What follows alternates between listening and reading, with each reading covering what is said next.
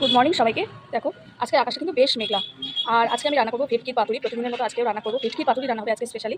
তো দেখো এখানে একটা কলা গাছ দেখা যাচ্ছে। তো ভেটকির পাতুরি যখন আমার হাজব্যান্ড ভেটকি মাছ কিনে আনলো, তো তারপরে ভাবলাম তো ভেটকি পাতুরি করে ফেলা যাক। তো তাই জন্য জানলার বাইরে দেখলাম কোথায় কলা গাছ আছে।